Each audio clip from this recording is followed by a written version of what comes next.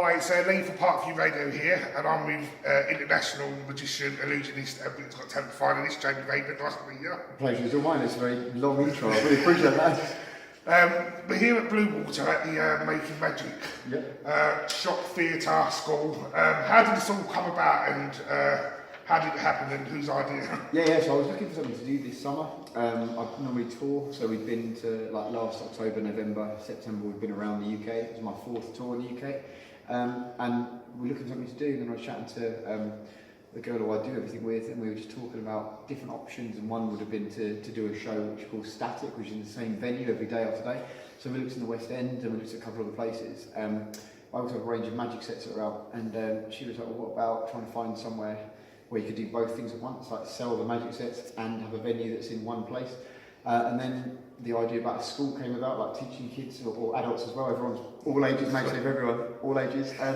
And then the conversation came about where we'd like to do it. So it was like, well, it's got to be somewhere that's densely populated, somewhere with quite a high footfall, it's easy to get to. And then, we looked at a couple of places, and then we got in touch with the guys here, or they got in touch with us, and we just had a meeting, it sort of fell into place. And how long are you here till? I'm here till the 8th of September, so I've been here every day since the 15th of July. Doing shows every day. It'll be 280 in total by the time we're done. And then, because we built the place as well, we had to be here for a couple of months before that, so it's been it's been a lot of work. Is it enjoyable? I love it. It's absolutely brilliant. You know what I mean? It's like you work your whole life for like in my profession. All you ever want to do as a performer is to shows for people that have come to watch you do your show, wherever that is. And the fact it's here, it's even better because it's aircon's amazing. Well, talking about your life, what school did you go to? I went to a school called Tomlinscope, which is in Frimley, which is in Surrey, which is about 60 miles away from here, so I'm pretty sure no one around here will know where that is. And what was your favourite subject? At school? Yeah. Lunchtime. Everyone's favourite. Yeah. I think my favourite was, I'm going to say chemistry, not because I was any good at it, because I like turning on like the Bunsen burners, like putting all the chemicals together, like exploding stuff. I think that's sort of magical, so maybe I'm going to say that, right? Yeah. And was you a good student, or was there a naughty side to you? I wasn't the best, no. I should have... I could spell fudge with my GCSEs, just put it that way. And I'd never say horrible, but I like to have fun. I wasn't the best student. Sort of class entertainer back then? Sort of, yeah. But just I wasn't very funny or entertaining, do you know what I mean? And other than magic, what hobbies do you have? I like to play golf. I'm rubbish, but I absolutely love it. I play with my friends. I've done crazy golf over. No, do you know what? I haven't yet, but I do want to, because my dad plays golf and he's really serious, and I'm not. And he takes it so seriously, and he can't understand why. I just love it, because it's like you walk outside for a couple of hours and just chill out with your mates. No one bugs you. No, that's it. And it's like most of the time you play in the field, so you've got no signal on your phone, so you can't get harassed or anything. No emails, no nothing. Yeah. Lovely. And what music do you like listening to? Music, I love all music. So I'm not one of these people that thinks, you like listen to one particular genre. I think if someone's good at what they do, I like it. So I love R&B, I love hip hop. I love Katy Perry, big Katy Perry fan. So if you're listening to Katy, please just say hi. I'll buy you 3 tickets wherever. I love you. I like rap. I like rock and roll. I like heavy metal. I like lots and lots and lots. Yeah. And how did you get into magic? Originally, it was we were on holiday as a family years and years ago, and my dad's friend worked in. It was to do with the police, and he was working at airports. So when they met, he was at Heathrow. Then they moved to Turkey. Then they were in India at the time. And I was 10, I think 11. And we went over there. Went to see them. We're in this hotel. This magician comes over, does his act, does his tricks, and afterwards he took me and my brother and taught us a couple of things. One of which I managed to find, and I actually teach in the magic school. It's like 25 years later, we're here. Obviously, it's impossible because I'm only 19 years old. But obviously, it's magic. Yeah, that's it. So that was it. That's what I started, and then I just learned a couple of things, and over the years picked up a few books. That was it, and the snowball started rolling. Yeah. And who are your role models or your influences? Not just in magic and in life, really. Yeah. So in terms of in magic, sort of. The guys I look up to, or the guys I really love watching. There's a couple of Americans you may know. One's a guy called Lance Burton. One's a guy called Michael Finney. He's like a famous comedy magician in Vegas. David Copperfield's like the most successful magician. I'm a bit iffy with David Copperfield because I know his illusions are amazing, but there's not much realism because he flies, and you know. Someone can't fly, but it's a beautiful art at the same time with the music and... Yeah, the reason I love Copperfield though is that magic is split in so many different sections. So you've got close-up stuff, and you've got big stage scenes or everything in between. He can do everything. Yeah, he's very few people can do that, and is that obviously English people, you look at people like Paul Daniels or Tommy Cooper, David Nixon, guys like that, and nowadays you've got people like, you know, Dynamo setting the world on fire. So yeah, I'm just a massive Magic fan in particular, and I just love people who are good at what they do. So I love entertainers, I love comedians, I love like Les Dawson, I love that when he played the piano so badly but it was so good. Yeah, no, basically I'm just a fan of anyone who's good at what they do, basically. Lovely. And obviously we need to talk about Britain's Got Talent. Of course, yeah. How did you apply for Britain's Got Talent, and what is the actual Britain's Got Talent process? Yeah, so I didn't apply, and I don't know the process, but what I do know is that I had been doing it Magic professionally for 12 years by the time I did it, and that was the 9th year they'd asked me to go on, and I'd always said no before, because the first year I didn't know. So was it sort of like headhunters, they see you at the end of the process? Britain's Got Talent, they never struggle for singers and dancers to apply. They struggle for everything else because everyone can sing or dance. Whether you can do it well or not is another matter, but they get, so I can tell you the numbers. So when I did my year, I think 49,000 people applied. I think 48,000 of them were singers or dancers, so they struggle. So they go out and they look for comedians or magicians or ventriloquists or other variety acts. Anyone who does it for a living usually gets a phone call, would you be interested? For the first year I was like, no thanks, I'll just see what it is. And for the first little while, I didn't think they were very fair to magicians. I didn't think anyone really had a fair shake. And then the year I did it, in America, an American magician called Matt Franco won America's Got Talent. And I thought, well, do you know what, maybe the tide's shifting. So I did it, came second, lost to a dog, and I came top of my species. So, hey-ho. And you're here till today, you're top dog now. Absolutely, absolutely. Do you still keep in contact with any of the judges? Or? So, yeah, the one I speak to is David Williams, because they sort of follow you on social media and stuff, so I needed a favour from him a little while ago for tickets for a little boy who's a friend of mine, and he very kindly hooked us up, and I saw Simon Cowell a little while ago at another thing. We're not friends, we don't, you know, call each other up or anything, but I saw him and said, oh yeah, so there. And Ant and Dec as well, so I went to, a friend of mine was in a show recently, and Ant and Dec were there, and I was like, my friend was saying, oh, you should go and say hi. I was like, no, just leave it. And then he just like waved over. So it's nice to remember, you know what I mean? Because it's, well, they must meet, well, I know, so I meet lots of people, but they must meet, I mean, millions of people. So yeah, it's really lovely. Do you think you helped sort of pave the way for Magic in Britain now? Because Simon Cowell, after watching your audition to say, I now actually believe in magic. What? And then we've had a lot of successful magicians on Britain's Got Talent since. I think it was, yeah, I think everyone who's been involved in magic on that show paves the way. So before, the year before I did, my friend Darcy, who's a Canadian magician, he's the first magician to get to the final. He came 5th, I think.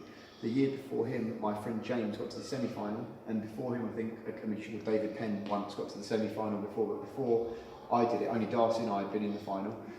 And then up until last year, I think maybe 12 magicians. And then this year, I think it was 4 in the final, 4 magicians. So it's great, yeah, to be able to say, I'm not claiming that I paved the way or anything, but definitely to be able to say we played a part in making magic more fun again, yeah, exactly. So yeah, I'm very proud of that part. Yeah. Well, good. And what is your career highlight? The career highlight, probably when we came here, the guy from Dum Dums gave me free donuts. I think there's a couple of highlights. The free donuts, definitely. I got a free haircut after I did my audition for Britain's Got Talent. But there's a couple of things that have been amazing. So I headlined a show called The Illusionist in the West End, posted there. That broke the box office record there. So as a performer, to perform in the West End is amazing. To do it at Christmas time is amazing, and to do it in a show where you're headlining breaks the record box office, that's amazing. We did a party for Richard Branson on board one of the flights for Detroit, first flight from Virgin to Detroit, which is amazing. And then Christmas just gone, and did a party for Prince Charles. I've been about that this morning. Yeah, I was very fantastic. So probably one of those, but I'd say of all of that, probably the Dum Dums, yeah, probably those. Yeah, good choice. And outside of magic, what is the best thing you've ever done? Probably those Dum Dums, to be honest. Yeah, probably again. Are they trading, by the way? They're not. They're just the guy hooks me up with Dum Dums. They're just amazing. I love it. Can't say highly enough. Yeah, outside of magic, yeah, not really. It's not my life. My life is I've never had another job or anything like that. So yeah, it's I failed my cycling proficiency. That's probably the lowest moment. Yeah, I've never won a talent show, but I came second once. So you know what I mean? Always the bridesmaid, never the bride. Always. But like I said, the dog doesn't have a theatre in Bluewater, does it? So, no, exactly. Who's laughing now, eh? Has anything ever gone horribly wrong during a show or an act? Yeah, things go wrong. Yeah, of course, it's not often, but it's like we're only people. We all make mistakes. it's usually, like, I practice a lot, so it's usually not my mistake. There's like, we're using props or something, things malfunction. Or the audience, always there for. Exactly, we're playing the audience. But the thing is, magic, you always have a plan B, so everything you do, every trick, you always think, well, I don't know, what's the worst that could happen? And if it happens, how am I going to get out of it? So there's always a plan B, so the audience will never be aware, hopefully, that it's gone wrong, because I know before they do, and I just change it over. That's preparation. It's like way up a lifeguard or swimming pool, I guess. Right, we're going to play a quick word game. Go So on. just, I'm going to give you some options, first thing that come into your head. Okay, go. So, night or day? Night. Pepsi or Coke? Pepsi. Football or rugby? Football. Night in or night out? Night out. Red or black? Red. Right, when it comes to performing, TV or stage? Stage. When it comes to watching, theatre or TV? Theatre. Britain's Got Talent or America's Got Talent? Britain's Got Talent, obviously. Ant or Deck? Deck. Alicia or Amanda? Oh, I love them both, but Alicia, I'd say. Okay, Simon or David? Simon. Although David looked up with the tickets. And then lastly, Penn or Teller? A Teller. Only don't know Teller. I've met Teller, I've never met Penn, so that's... Oh, right. No, he's brilliant minds. Teller, as well. okay, yeah, brilliant. And finally, one last question. What advice would you give to our students who want to, firstly, A, get into magic, Yep. B, get into TV? Yep, so basically I'd say if it's to get into TV doing magic, it's the same advice I'd give you if you get into magic, which would be learn 5 things perfectly rather than 20 things averagely, because what happens is people sort of get into it and they get really excited by a lot of different things, which is great. You need to keep the excitement, but learn to do a couple of things really, really well rather than 20 things averagely. And then not for TV, but for anything, just stay true to yourself, be yourself, because so many people, I think, spend their lives trying to mimic someone else, trying to copy someone else. Don't do that. Try to make everyone else want to be you. You're the only you. No one else can be as good as you. So just, stay true to yourself, and It's very strange. We've interviewed, over the summer, we've interviewed about 13 people from different broadcasts. Very precise number, that, 30. Yeah, we're on number 14. Luck it off. But everyone's going the same advice: be yourself and don't copy others. Yeah, so, I think like, especially with magic is sort of similar to sort of music in the sense that when you first start, you're going to learn the basics behind it, and you're going to start by doing other tricks that other people have done before. Magic's slightly different in the sense that there are only so many plots. So they say there's 7 tricks in the world. Like you can make something appear or disappear. Like you can rip something up, put it back together again. Information might move around. You might read someone's mind. There's 7 different plots. And then it's how you make them your own. So to give you an example, I do a trick with a newspaper where you rip it up and you put it back together again. It's called a torn and restore. It's as old as the hills. But the version I do was when a newspaper, I won't say what it is, Daily Star, wrote an article about me, and the story is that I talk about it and I rip up the newspaper because I wasn't happy about it, because that's a reason for me to rip up a newspaper. But then I put it back together again. I think I seen you do a tour of the store on the 10th anniversary. That was it. When I watched Penn and Teller Fool Us, they got fooled because the person took the pieces apart. When I watched your performance, you did the same. So something there makes it special. And it's obviously not magician. I don't know why it made it special, but Penn and Teller made a big thing about the fact that because of the bloke, I think his name was Captain Jack or something, because he managed to take the pieces apart, that changed the whole method behind all the stuff. If you know what the old way is, then you couldn't do that. And also, one of the really old methods, you couldn't even rip it up. It just started ripped up and you put it back together again, which is sort of just like a restored. But so the version So it's I good do, to get tricks and like reinvent. and it's like sometimes it's not necessarily the method that you're reinventing; it's just the story you're telling with it. So it's like, as I said, my one was about an article they've written about me, so I rip it up and then I say, but the thing is, you can't believe everything you read in the newspapers, and you put it back together again as if it's not true because it wasn't right anyway. But then for the BGT one, the anniversary one, it made sense for me to go on because it was the 10th year and it was a newspaper about Britain's Got Talent. I'd been in, so it made sense to do it. It's just trying to put your own spin on things. And, Right, thank you very much for joining us, and it's been wicked to see you. The pleasure's mine. Thank you very much. Anytime. Cheers. Right, so we do that. Right, for your chance to win a pack of signed cards from Jamie Raven, just like and share the alpschools.media Facebook page. Competition will run to the 31st of September, and then we'll pick a random winner, and you can win these pack of playing cards.